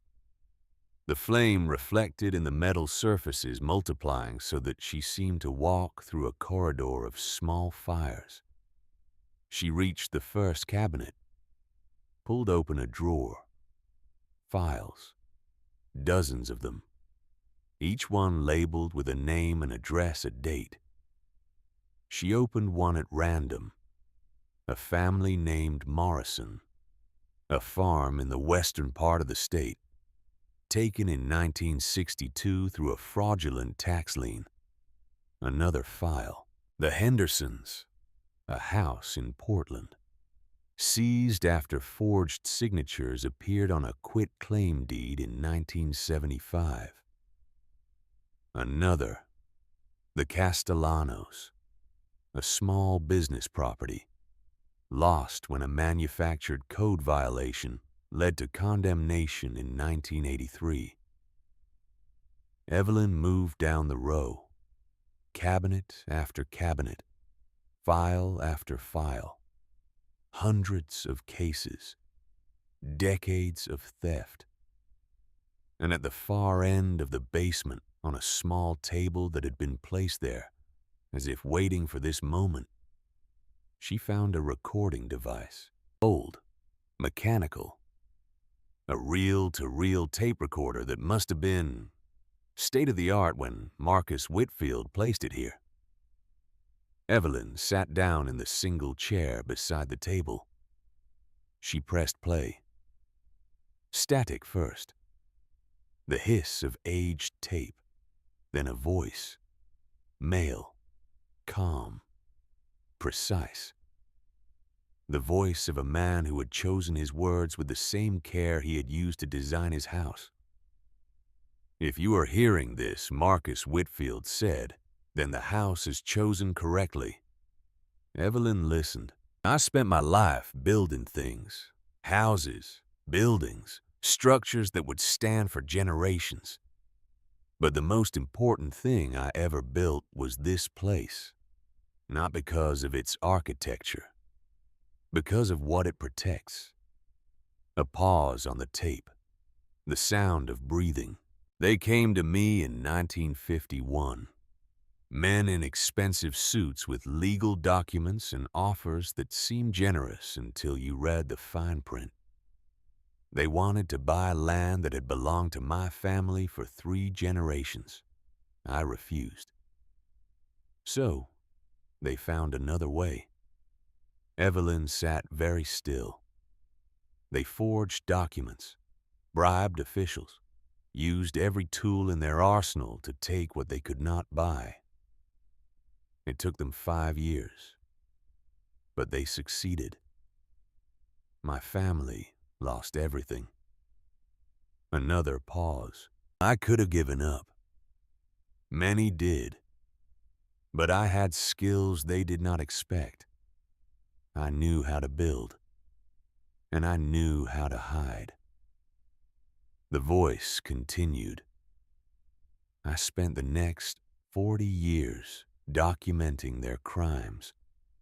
Every case I could find, every family they had destroyed, every property they had stolen.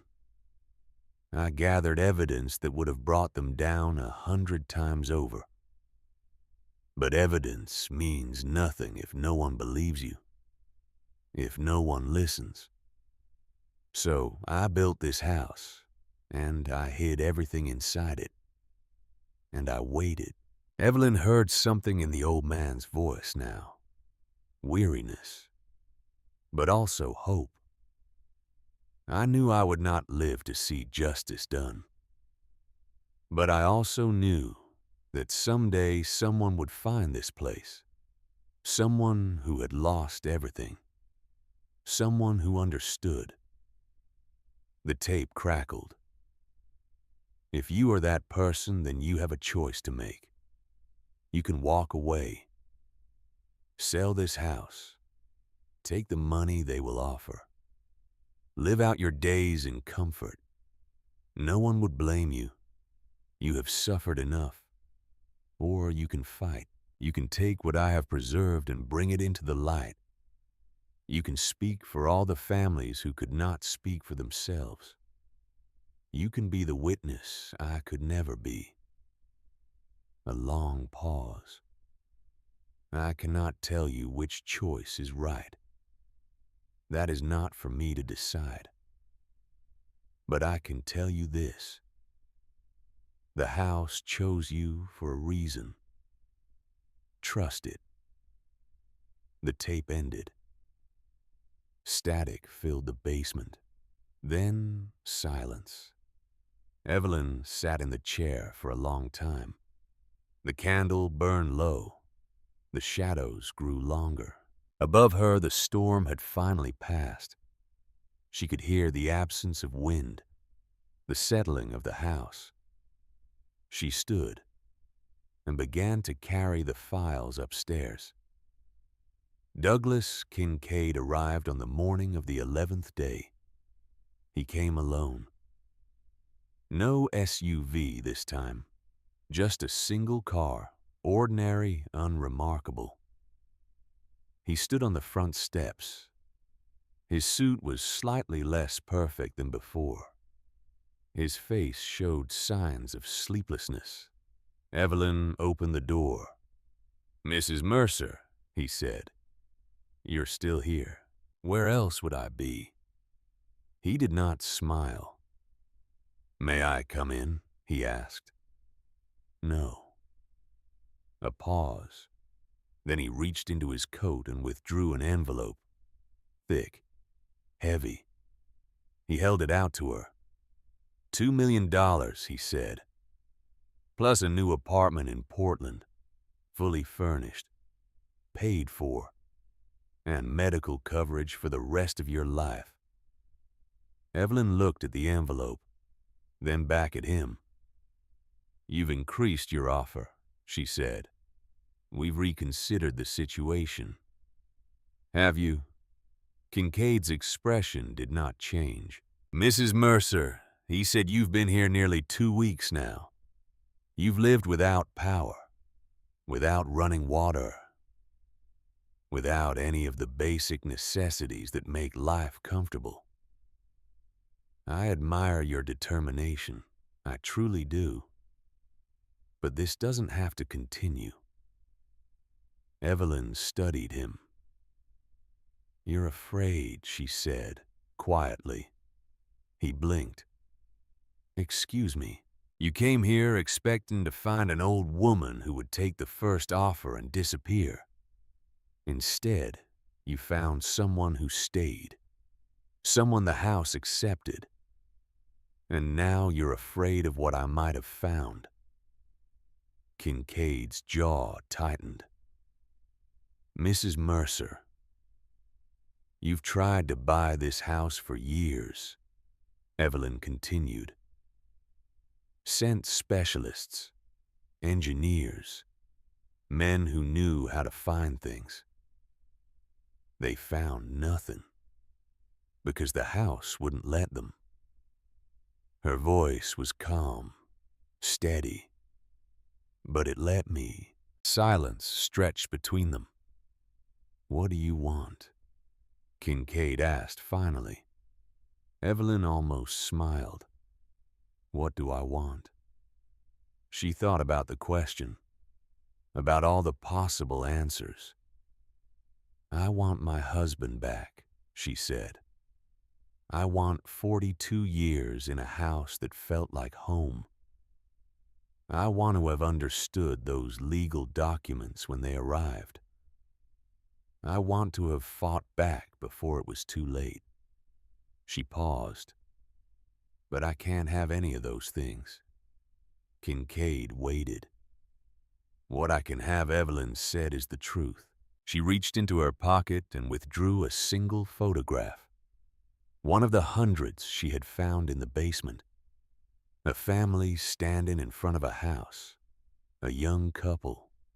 2 children. A dog. The Sullivan family, Evelyn said. Lost their home in 1978. Forged deed of sale. She held up another photograph. The Reardons, 1984. Fraudulent foreclosure. Another. The Marshalls, 1991. Manufactured code violations. She looked at Kincaid. Shall I continue? His face had gone pale. Where did you find those? He asked. The house showed me. Evelyn replied. Kincaid took a step back. You don't understand what you're dealing with, he said. The people behind this, the resources they have. You're one woman, one elderly woman alone in a house that should have been condemned years ago. He shook his head. They will destroy you. Evelyn nodded slowly. Maybe she said. She tucked the photographs back into her pocket. But they destroyed me once already. Took my home, my security, my sense that the world made some kind of sense. Her voice hardened. You don't get to destroy someone twice. Kincaid stared at her. What are you going to do? He asked. Evelyn met his gaze. I'm gonna stay, she said. I'm gonna keep reading those files. Keep documenting what I find. And when I'm ready, I'm gonna make sure every newspaper, every television station, every lawyer who still believes in justice knows exactly what was done. She paused. And then we'll see who gets destroyed. Kincaid was silent for a long moment. Then he laughed. Short. Bitter. You think it's that simple, he said. You think you can just expose decades of carefully hidden crimes and everything will be fine. That justice will prevail. That the good guys will win. He shook his head. This isn't a movie, Mrs. Mercer.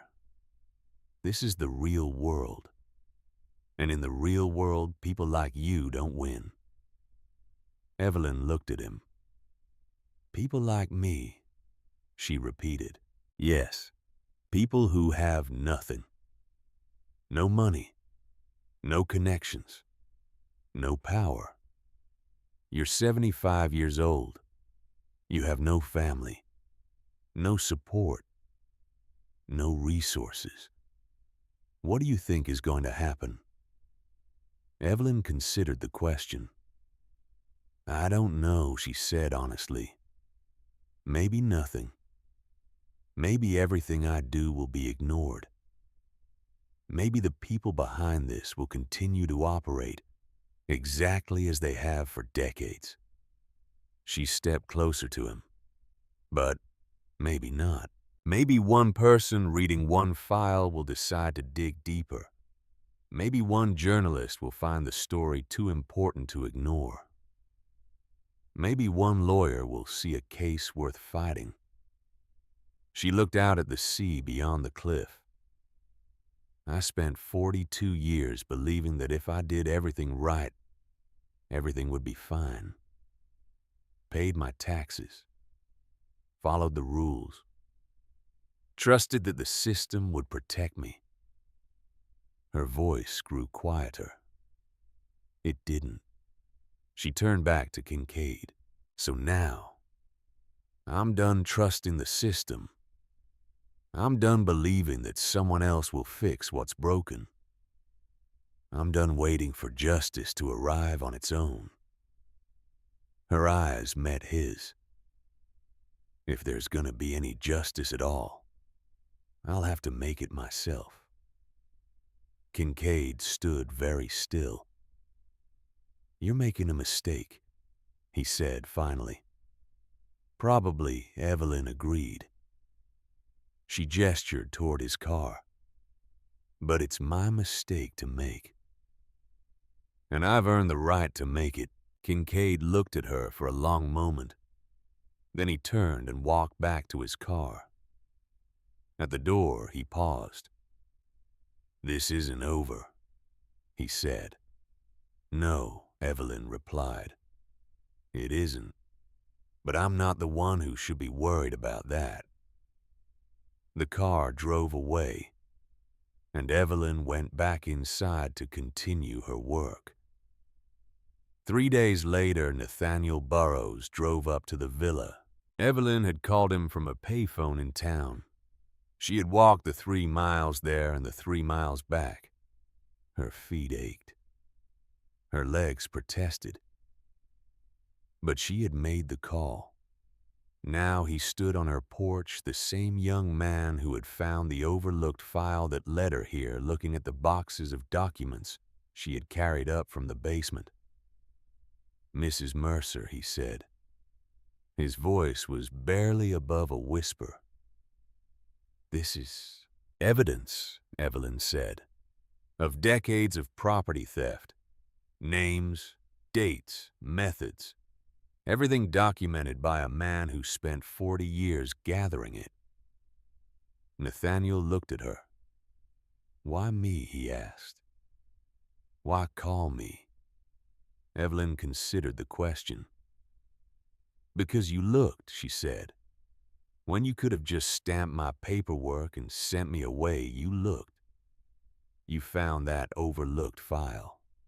You asked questions when you didn't have to. She paused. That tells me something about who you are. Nathaniel was quiet for a moment. What do you want me to do with this? He asked. Evelyn gestured to the boxes. Copy everything she said. Send copies to the State Attorney General, to the FBI, to every newspaper in Maine, and keep a set for yourself somewhere safe, somewhere no one would think to look. She met his eyes. I'm 75 years old, she said. I don't know how much time I have left, but this evidence needs to survive whether I do or not. Nathaniel nodded slowly. It will take time, he said, To go through all of this, to verify it, to build a case. Evelyn smiled. Time, she said, is the one thing I seem to have plenty of. She helped him load the boxes into his car. It took 3 trips. By the time they were done, the sun was setting over the ocean, painting the sky in shades of orange and gold. Nathaniel stood by his car door. "Mrs. Mercer," he said, "I have to ask, aren't you afraid of what they might do?" Evelyn thought about the question. "I spent a night on a bus station bench," she said, "wondering if I would survive until morning, wondering if anyone would notice if I didn't." She looked at him. "I've been afraid of losing everything. Now that I have, there's nothing left to be afraid of." Nathaniel nodded. He seemed to understand. "I'll be in touch," he said. He drove away, and Evelyn went back inside. The months that followed were quiet. Not peaceful. Quiet. There was a difference. Evelyn stayed in the villa. The power was eventually restored. Someone from the county had shown up one day, apologetic, explaining that there had been a paperwork error. The water came back on a week later. She suspected Nathaniel's hand in both. The house continued to reveal itself to her slowly, patiently. Another compartment here. Another drawer there. More documents. More photographs. More pieces of a puzzle that was decades in the making. She read. She organized. She documented. And she waited. Word began to spread. First, a small article in a local newspaper. Then a longer piece in the state's largest daily. Then inquiries from journalists in Boston and New York. Phone calls from lawyers. Letters from families who had seen the articles and recognized their own stories in the documented cases. The machine of displacement, it seemed, had affected more people than anyone had realized. Douglas Kincaid did not return, but Evelyn knew he was watching. She could feel it sometimes, that sense of being observed. Cars that passed too slowly on the coastal road. Figures that lingered too long in the distance. They were waiting. For what she did not know. But she waited too. Spring came. The villa, which had seemed so foreboding in the winter storms, transformed into something almost welcoming. Wildflowers bloomed in the overgrown garden. Birds nested in the eaves.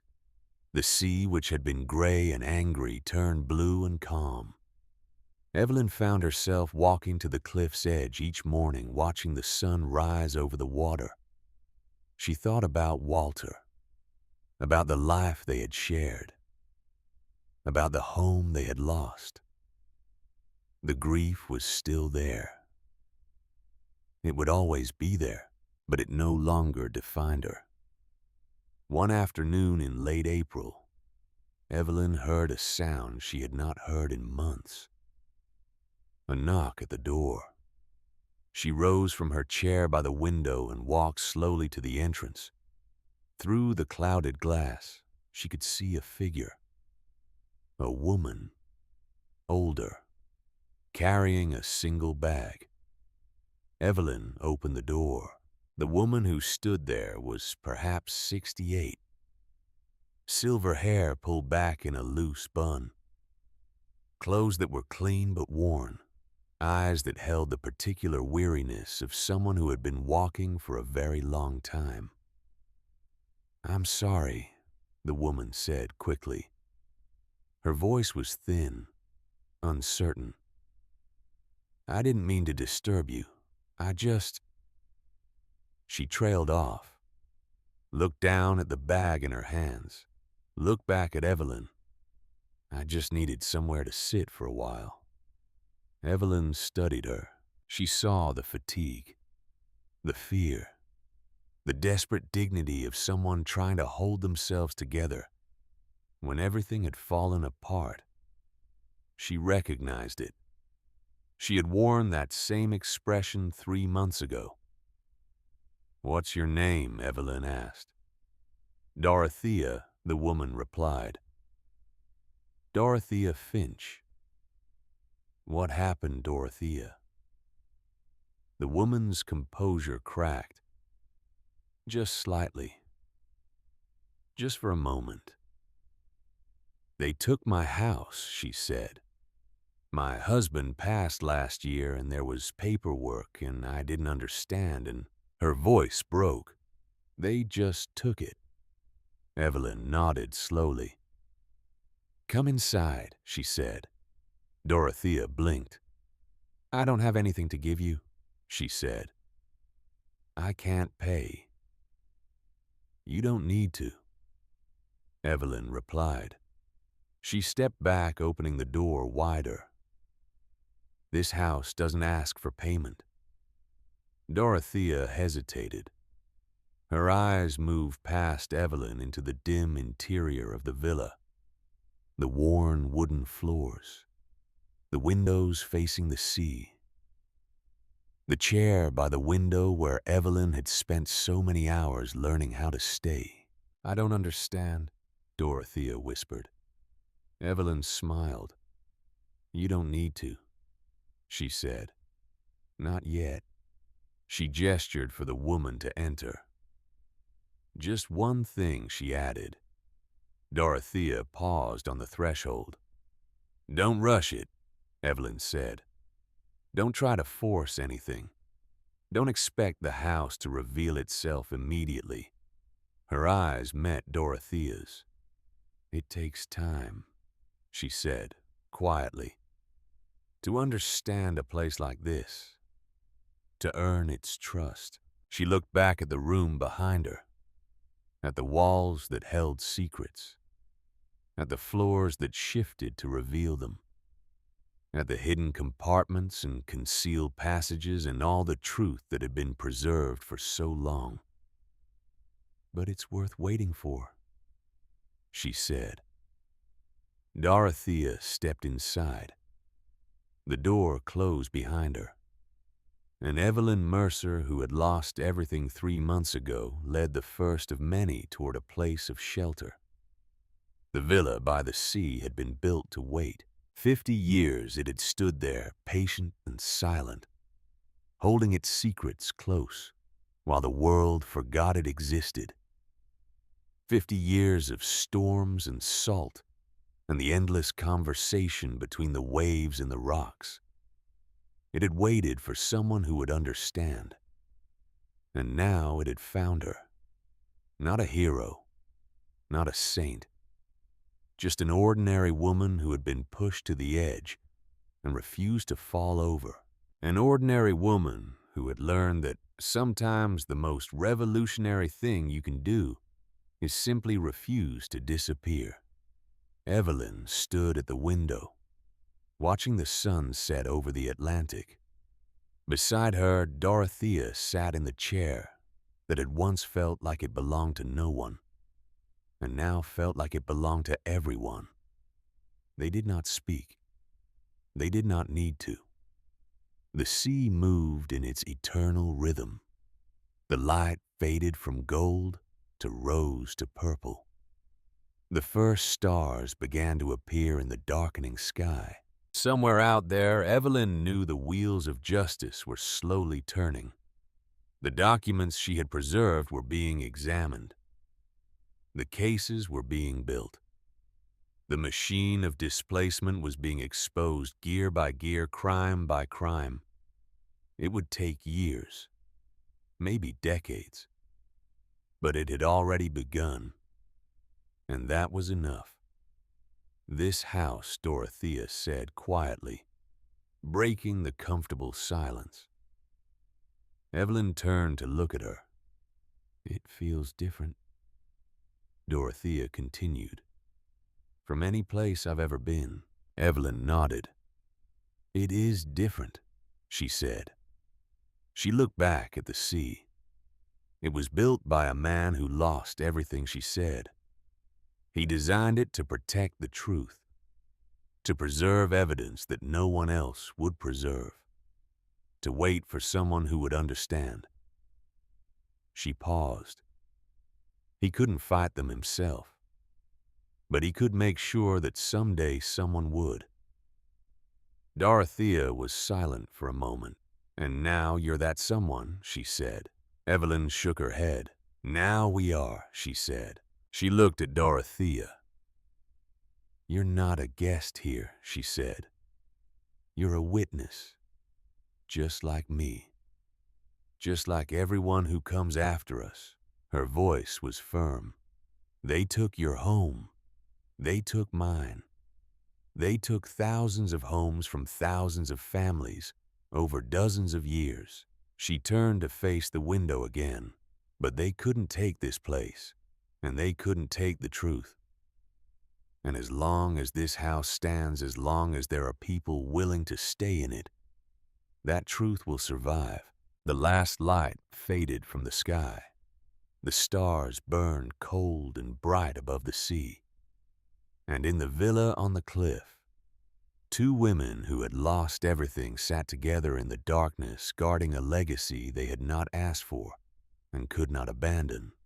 Evelyn thought about Marcus Whitfield, about the 40 years he had spent building this place, gathering evidence, preparing for a fight he knew he would not live to see. She thought about Walter, about the home they had built together, about the love that had sustained her for 42 years and sustained her still even now. She thought about the families in those files, the names and faces, the lives that had been disrupted, displaced, erased. And she thought about the future.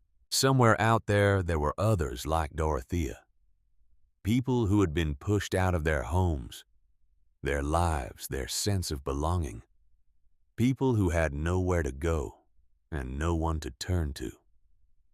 Some of them would find their way here. She would make sure of it.